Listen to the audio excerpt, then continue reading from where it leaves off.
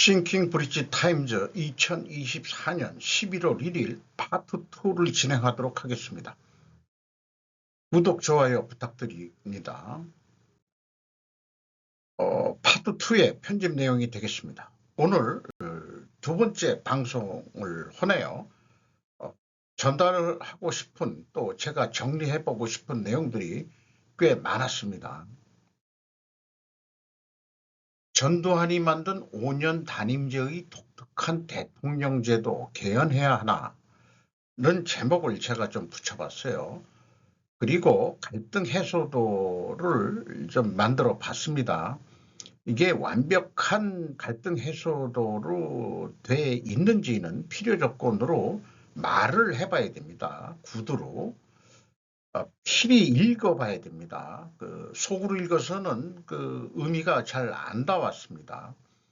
그래서 방송을 하게 된 이유도 이것을 말로 해야 뭔가 직접 와닿는다 하는 그런 관점 때문에 또 그렇습니다.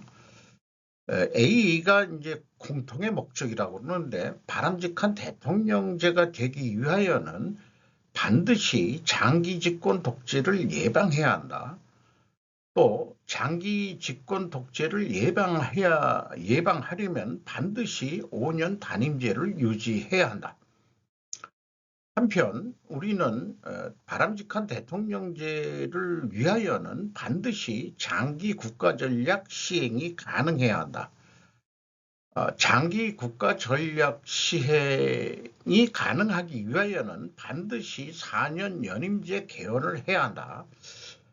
나름대로 다 일리가 있는 내용 같기도 하거든요. 이게 5년 단임제가 개헌이 됐을 때도 개헌 찬성이 됐으니까.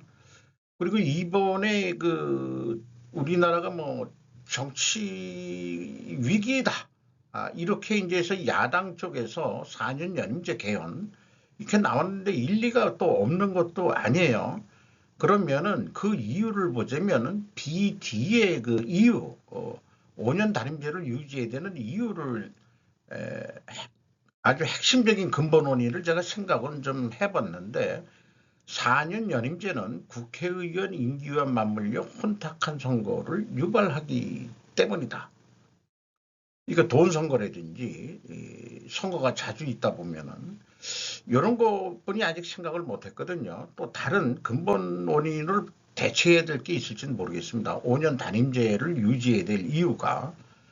그리고 밑에 거는 4년 연임제에 대한 이유인데, CD 프라임, 해바라기 공무원 사회를 예방하고 전문성 공무원의 자존심 및 신분 보장을 위해서라도 4년 연임제 개헌을 해야 한다.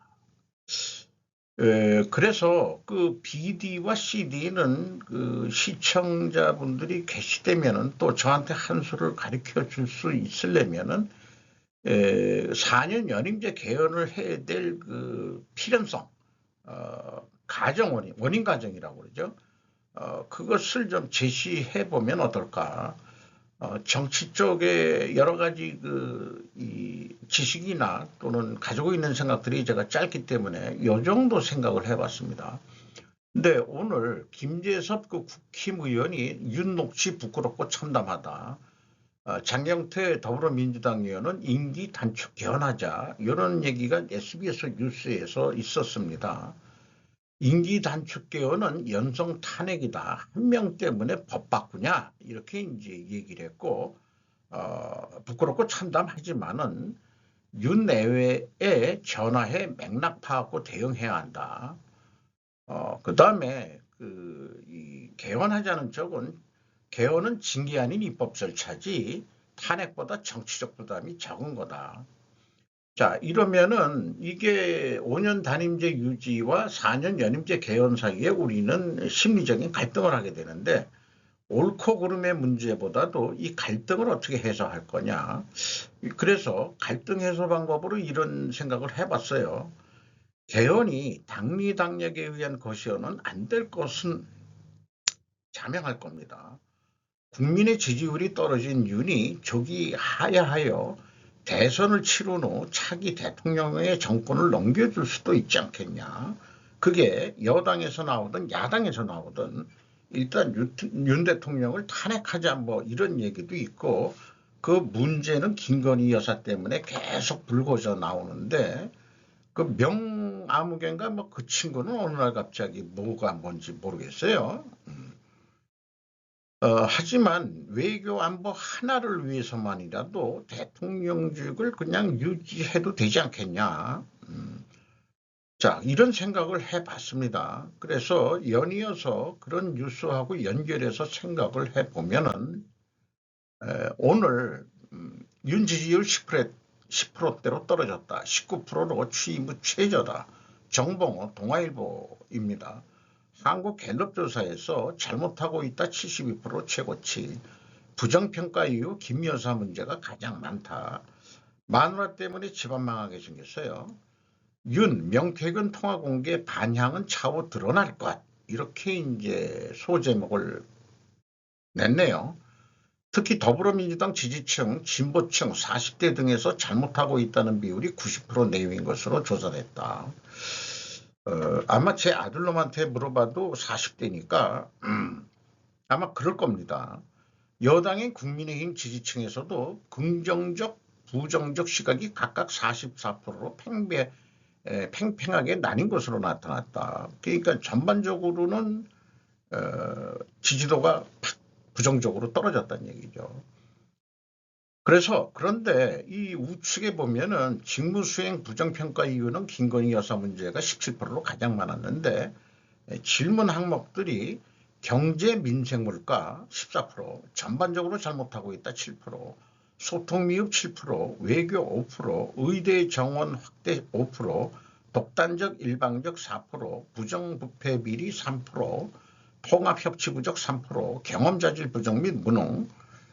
이 외교의 부정적인 평가가 5%면은 반대로 이야기하면 95%는 외교는 잘하고 있다는 얘기 아니에요. 그런데 여기에 안보는 왜 안 집어넣냐 이게요. 한국에서 안보만큼 중요한 게 어디 있어요. 그 남북 대치 상황에서 외교 안보를 묶어서 질문 항목을 만들면 어떻게 될 것이냐 이거예요. 질문에 따라 답은 달라질 수도 있는 얘기입니다. 그러니까 좋은 답을 얻으려면은 질문을 잘하는 얘기는 소크라테스부터 알려준 바죠. 그런데 이 설문조사의 문제는 외교는 여기 들어갔다 하더라도 안보에 대해서는 언급이 없어요. 이것은 여론조사는 저는 신뢰하지 못하겠다. 이렇게 봅니다. 국가의 생존에 가장 중요한 거는 경제 이전의 안보입니다. 국가가 망했는데 경제가 좋은 수도 뭐 그냥 피지배 국가로 살든 공산국가 체에 살든 그냥 우리는 살면 돼. 돈만 공산국가가 되면은 경제적으로 잘 살 수 있을까 모르겠어요. 모든 것을 다 잘할 수는 없습니다. 제 개인적인 생각은 모든 것을 다 잘하라고 원하는 것은 모든 것을 다 잘 못할 수가 있어요. 정치 초년생이라고 좀 비하를 하고 있죠, 윤 대통령을. 정치 초년생이 대통령이 되었어요. 그래서 제가 보는 입장에서는 외교 한번 하나만 잘해도 국가의 생존에 필수적이다. 저는 이런 입장을 가지고 있습니다. 미국은 침묵하는 중국에 러시아와 북한에 대한 영향력을 사용할 것을 촉구한다. 디디탕과 매튜 리가 AP에서 보도를 했습니다. 미국과 한국은 북한이 러시아의 수천 명의 병력을 파견하여 우크라이나와의 전쟁을 지원한 후 중국이 러시아와 북한에 대한 영향력을 확대를 막기 위해 사용할 것을 촉구했다. 중국은 지금까지 침묵을 지키고 있다. 안토니 블링컨 국무장관은 목요일 양측이 이번 주만에만 강력한 대화를 나눴다며 중국은 이러한 활동을 억제하기 위해 노력해야 한다는 영향력을 사용할 것이라는 미국의 기대는 이제 통보를 받았다 이런 얘기죠. 그런데 중국은 우크라이나 위기의 평화회담과 정치적 해결을 위해 노력합니다. 중국은 이 위치는 변경되지 않습니다. 중국은 이를 위해 건설적인 역할을 계속할 것입니다.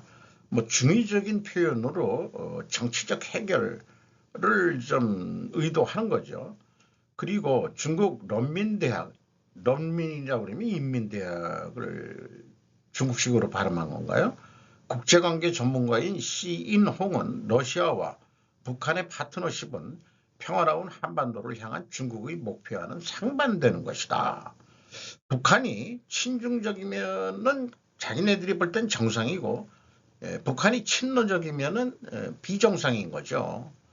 시 주석은 중국은 상황의 복잡성과 위험성을 인식하고 있다며 중국이 북한과 러시아의 군사 동맹 협정에 대해 아직 아무런 언급을 하지 않았다는 것은 중국이 이에 강력히 동의하지 않는다는 것을 의미한다고 지적. 이런 것이 이제 외교적 수사라고 그러죠. 조지타운 대학교의 글로벌 이슈에 관한 미중 대화 이니시어티브라는 것은 그 프로그램 위의 상임 개념입니다. 선임연구원은 데니스 와일더는 북한의 움직임에 대한 중국의 라디오 침묵을 놀랍다 이렇게 표현했습니다. 그는 중국이 모스크바를 지원하는 것과 서방을 화나게 하지 않는 것 사이에서 균형을 찾아야 하며 시진핑 중국 국가주석이 자신을 위해 모든 것을 무시할 수 있다고 말했다. 그러니까 자기 정권 유지에만 관심이 있는 거지 북러 뭐 이런 거에 대해서 필요하면 침묵을 할 뿐이다. 이런 얘기 같습니다. 그래서 여기 평화로운 한반도가 중국이 지향하는 거라면은 우리의 그 진보 정권이라든가 진보주의자들은 그 평화주의를 내세우고 있죠. 그러면 저는 아주 몰아가지고 싸잡아서 한반도 평화주의론자들은 결국은 친중적인 행보일 수밖에 없다라고 저는 진단하고 싶습니다. 반대로 그렇다면 전쟁주의자냐? 그건 아니죠. 전쟁을 고려를 안 하고 그런 위기론을 가지면서 전쟁 예방을 하는 것을 해야 된다는 얘기죠. 빅터차 전략국제무연구소 한국 석자는 같은 패널 토론에서 중국에 대해 약간의 분노와 약간의 공황 그리고 현재 상황과 관련해 어떻게 해야 할지 모르는 부분이 복잡하게 작용했을 것이라 이렇게 분석을 했네요. 중국 북동부 랴오닝성 랴오닝대학교 미국 및 동북아시아 연구소장 루차오는 미국이 중국의 북한 관리를 기대해서는 안 된다고 말했다. 루는 중국은 북한을 관리하고 미국은 한국을 관리할 책임이 있는 것은 아니지 않느냐. 옛날 옛적 얘기하고 있는 거 아니냐. 한국전쟁 때 중공군의 참전은 그때하고 지금 상황이 틀리다. 그리고 중국이 미국 정부가 중국의 입장을 이해할 수 있기를 바란다. 루는 또한 군대 배치는 러시아와 북한 사이의 문제라고 말했지만 분쟁은 확대해서는 안 된다는 중국의 태도는 변함이 없다라고 의견을 얘기했답니다. 이 보고서는 베이징의 AP 연구원 유빙이 참여했답니다. 그러니까 AP 통신의 연구원 중국인 유빙이라는 사람이 있는 모양이에요. 중국이 북한의 영향력을 행사하려면 북한 내에서도 친중 공산당 세력이 있어야 하나 김정은은 자신의 고모부인 친중 장성택을 숙청함으로써 북한의 친중 세력을 제거했었죠. 그러니까 영향력을 행사하고 싶어도 중로가 지금 다시 옛날 그 동맹을 복원했다는 식으로 얘기하는데 북한 내 친중 공산 세력이 없기 때문에 지금 친러 세력이 득세할 거라 이 말이에요. 그러면은 시진핑이 뭐라고 얘기해도 잘 안 맥힐 거다 이렇게 저는 생각합니다. 그래서 지금 김정은이는 남쪽 그 군사 경계선을 완전 그 베를린 장벽처럼 만들려는 그런 표현을 했고 올라오지 마. 그러니까 연초부터 너희하고 우리는 딴 나라 사람이야.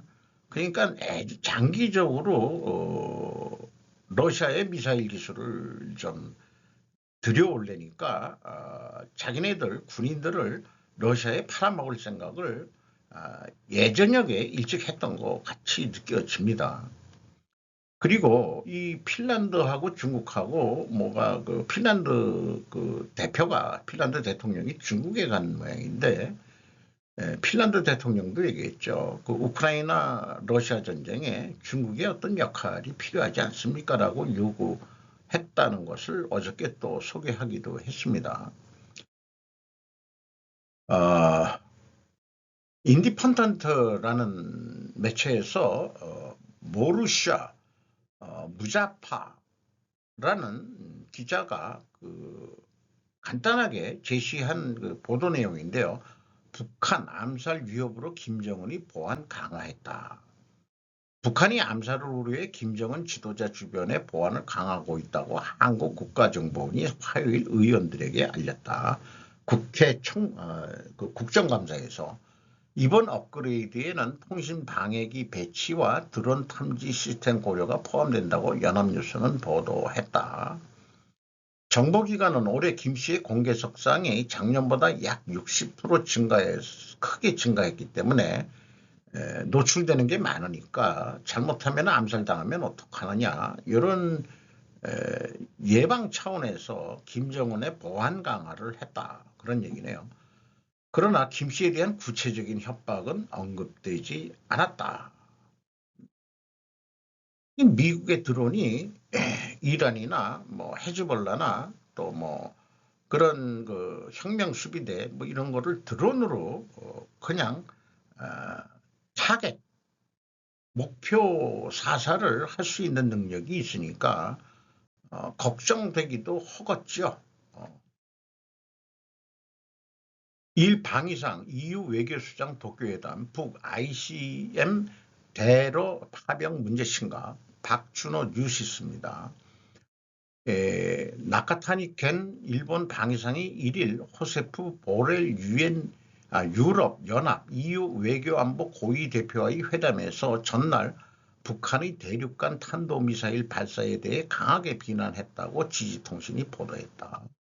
나카타니 방위상은 이날 오전 도쿄 방위성에서 열린 회담에서 국제사회 전체에 있어서도 심각한 과제며 이에 보렐 고위 대표도 강한 비난을 표명하고 연대 강화를 확인했다.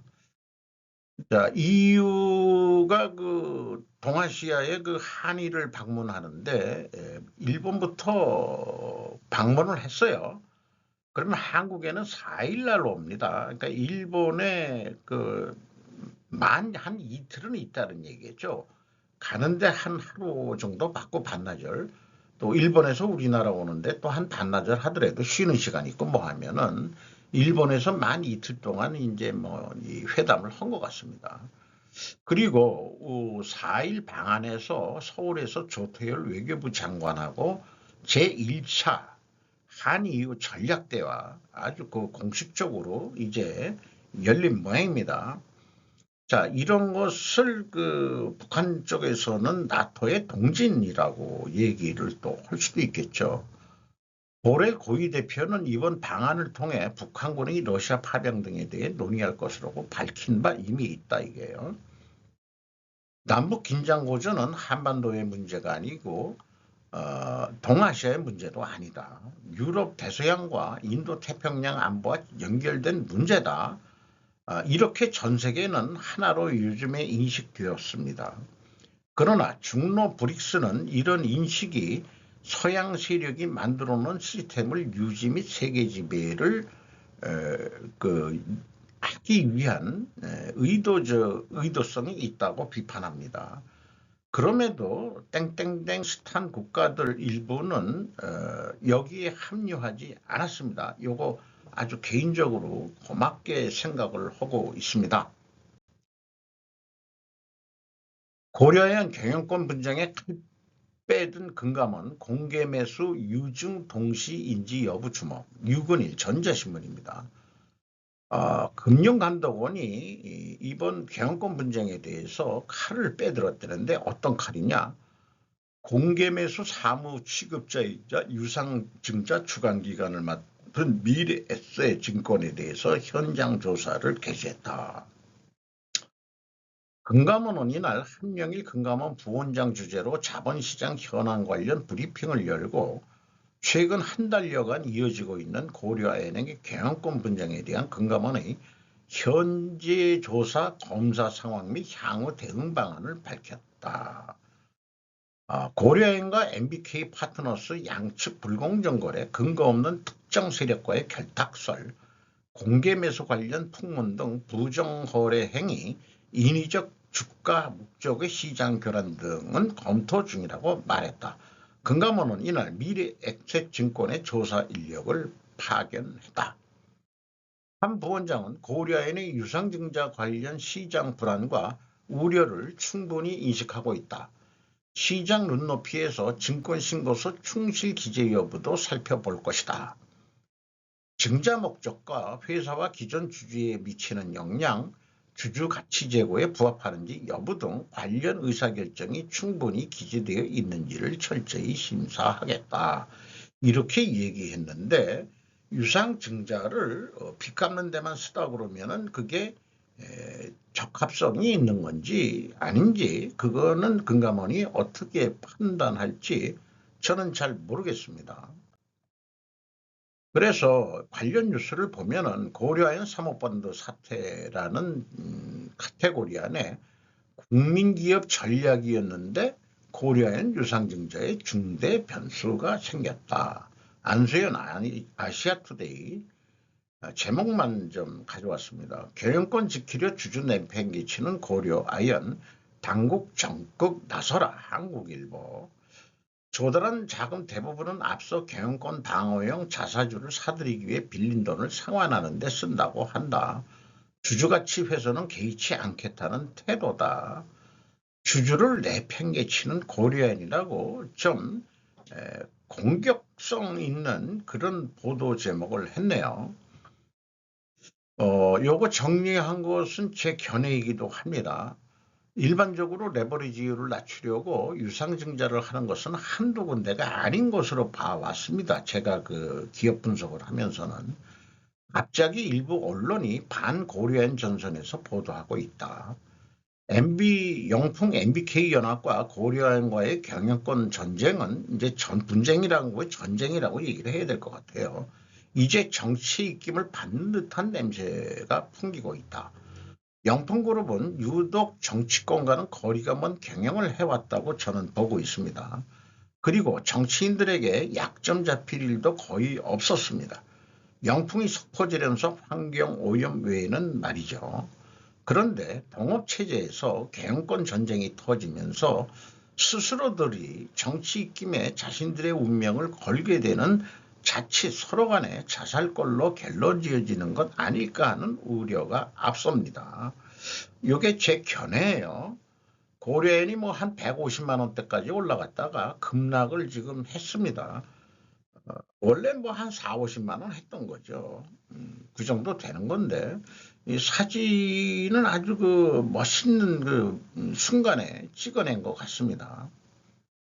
갑자기 유상증자에서 46만 2천 원이 떨어졌다는 거 아니에요? 매도우랜드, 미국, 러시아와 중국의 위성 위협을 격추하기 위해 새로운 제모 발사.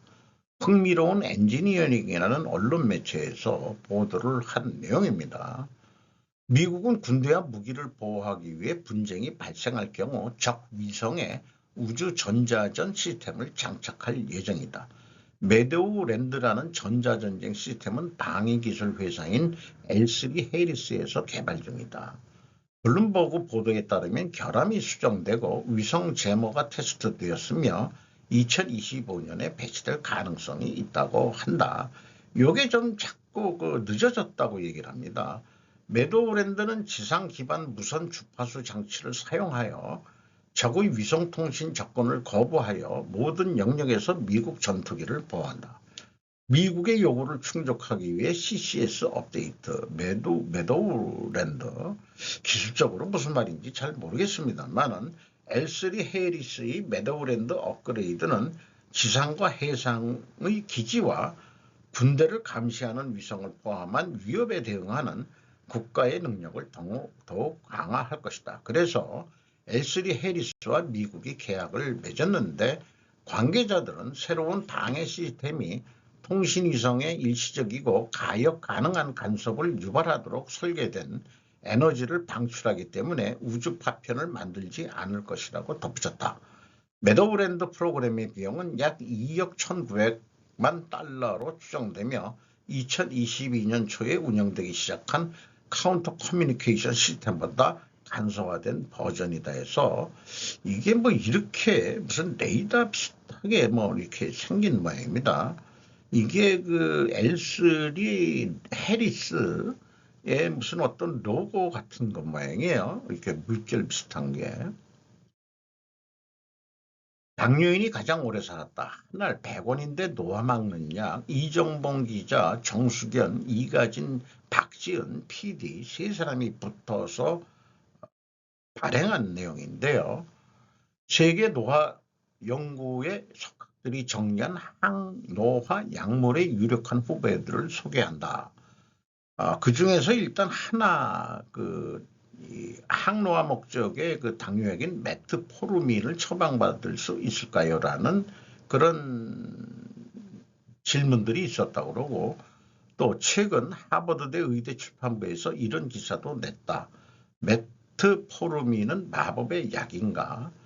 제2형 당뇨병 환자이면서 메트포르민으로 치료받는 사람 이런 군하고 당뇨병이 없는 사람하고 당뇨병 환자이면서 다른 당뇨병 약인 설포닐 우레아로 치료받는 사람 이렇게 세 그룹을 비교했는데 이 메트포르민이란 게 들꽃에서 찾아낸 불로장생약 첫 번째는 당뇨병 치료제인 메트포르민에 대해서 소개한다 이런 얘기예요.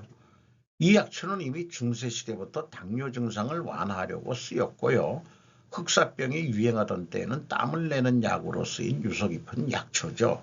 그런데 여기에 든 구아니딘이라는 성분이 혈당을 낮춰준다는 게 1918년에 밝혀졌거든요. 하지만 구아니딘은 독성도 강해서 이대로는 쓸 수 없었죠. 이를 시험실에서 구조를 살짝 바꿔서 좀 순화시킨 버전이 메트로포르민입니다.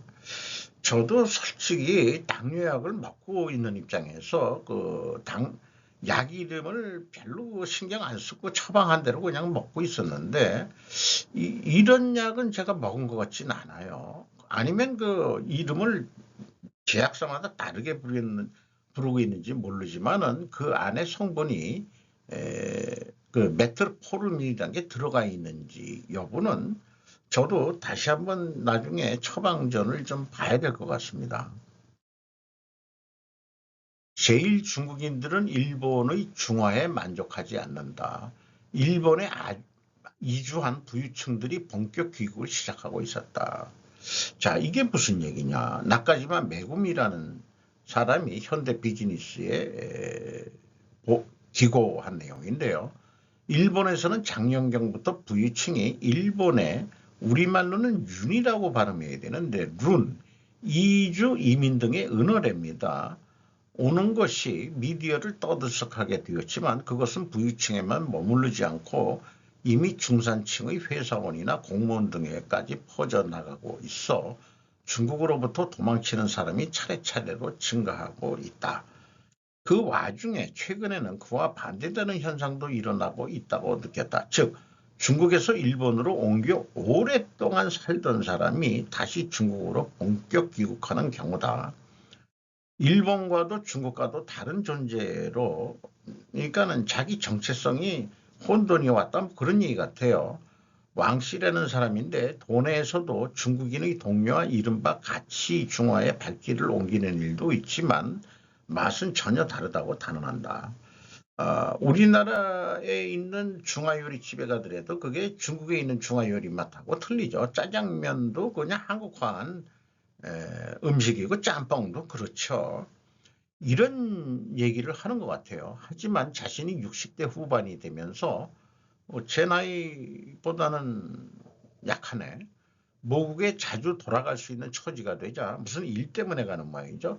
점차 생각이 바뀐 것 같다. 중국에 가보니까 먹거리가 더 좀 쉬워진 모양이죠.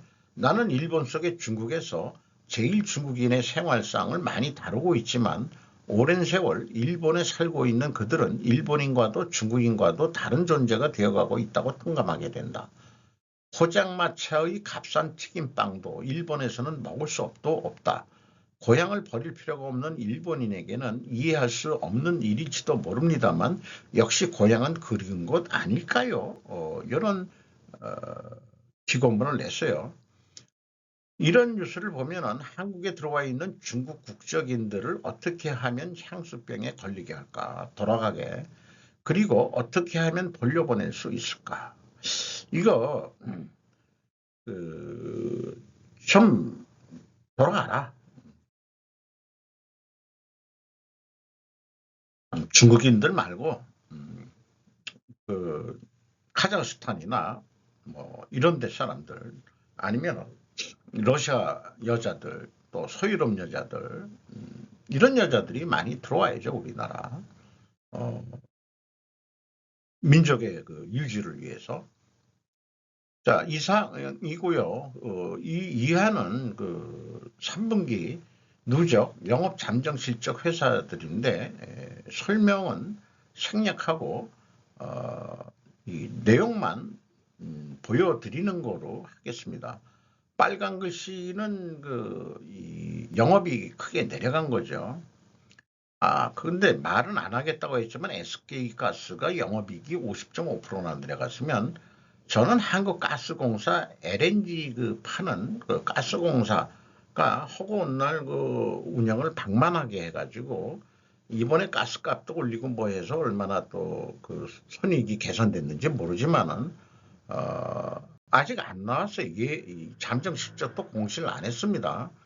11월 중순 때까지는 정식 분기 보고서가 다 공시를 또 해야 될 텐데, MC넥스라고 있고 호텔신라 마이너스네요. 대환유와 적자긴 하지만은 적자폭이 3.6% 줄었습니다. 롯데하이마트 1.6% 줄었고 영업이익, LNF 영업이익 적자로 돌아섰고 719.8%나 추락을 했습니다. 롯데 웰프도 19.5% 영업이익 증가했습니다. 매출이 감소해도 영업이익을 올릴 수 있는 노하우 같은 것이 이제 분석에 관심을 끌게 되죠. 펜오션, 동원 F&B 이상 마치도록 하겠습니다.